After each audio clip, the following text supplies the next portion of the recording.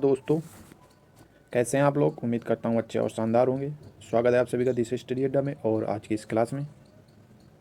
तो चलिए दोस्तों, शुरू करते हैं आज की क्लास। और आज की क्लास का पहला प्रश्न है कि केंद्र सरकार द्वारा हाल ही में जारी किए गए बीज विधेयक 2025 यानी ड्राफ्ट सीड्स बिल 2025 का उद्देश्य किस पुराने अधिनियम को प्रतिस्थापित करना है। तो जो बीज अधिनियम 1966 था उसको प्रस्तापित किया गया, उसकी जगह बीज विधेयक 2025 यानी ड्राफ्ट सीड्स बिल 2025 लाया गया है। ठीक। और नेक्स्ट क्वेश्चन हुआ कि सुप्रीम कोर्ट ने हाल ही में झारखंड सरकार को किस जंगल के 31,468.25 हेक्टेयर क्षेत्र को वन्य जीव अभ्यारण्य यानी वाइल्ड लाइफ सेंचुरी घोषित करने का निर्देश दिया है।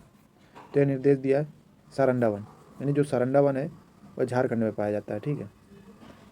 तो सुप्रीम कोर्ट ने निर्देश दिया है कि तुम 31,468.25 हेक्टेयर क्षेत्र को वन्य जीव यानी वाइल्ड लाइफ सेंचुरी घोषित करो। ठीक। नेक्स्ट क्वेश्चन होगा कि किस राज्य सरकार ने 1984 के सिख विरोधी दंगों के पीड़ितों के आश्रितों को अनुकंपा के आधार पर सरकारी नौकरी देने की मंजूरी दी है। तो ये दी है दिल्ली सरकार ने। यानी कि 1984 में जो सिख दंगा हुआ था तो उस पर जो सिख परिवारों के लोग मारे गए थे तो उनके परिवारों को सरकारी नौकरी देने की नीति को मंजूरी दी है, यानी उनको सरकारी नौकरी दी जाएगी। नेक्स्ट क्वेश्चन होगा कि निर्यातकों के लिए ऋण सुलभ बनाने हेतु केंद्र द्वारा शुरू की गई नई गारंटी योजना का क्या नाम है।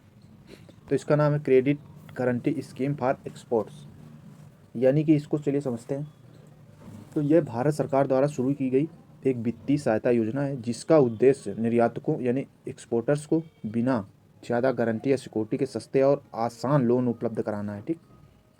और यह योजना बैंकों को यह गारंटी देती है कि अगर निर्यातक एक्सपोर्टर लोन चुकाने में असमर्थ हो जाता है तो उसका 90% तक नुकसान सरकार यानी ECGC पूरा करेगी।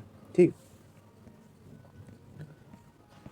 तो इससे जो एक्सपोर्टर हैं उनको लाभ क्या होंगे, तो उनको कोलेटरल कम देना पड़ता है और सस्ती ब्याज दर पर लोन मिल जाता है, वर्किंग कैपिटल आसानी से मिलता है और एक्सपोर्ट रिस्क जो है वो कम हो जाता है। ठीक है। नेक्स्ट क्वेश्चन होगा कि मूडीज रेटिंग ने 2027 तक भारत की आर्थिक वृद्धि दर कितने प्रतिशत रहने का अनुमान लगाया है। तो ये अनुमान लगाया 6.5। यानी कि जो मूडीज के अनुसार जो भारत की आर्थिक वृद्धि दर हो उसका अनुमान 6.5% होगा। नेक्स्ट क्वेश्चन होगा कि इंद्रप्रस्थ गैस लिमिटेड IGL ने किस देश की कंस्ट्रक्शन कंपनी के साथ मिलकर वहां के औद्योगिक शहरों में प्राकृतिक गैस नेटवर्क विकसित करने का समझौता किया है। तो यह किया है सऊदी अरब। ठीक है। तो सऊदी अरब के साथ में समझौता हुआ है।